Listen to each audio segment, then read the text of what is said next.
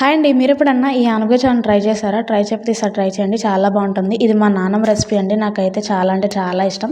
దీనికోసం ఆనపకాయని క్లీన్ చేసుకొని పైన తొక్క తీసి గింజలు అవి తీసుకొని చిన్న ముక్కలుగా కట్ చేసుకోవాలి. మరీ చిన్నగా కాదు, మరీ పెద్దగా కాదు అన్నట్టుగా కట్ చేసుకొని ఒక గిన్నెలో వేసుకొని కొంచెం వాటర్, ఉప్పు, పసుపు వేసి ముక్కల్ని బాగా ఉడికించుకోవాలి.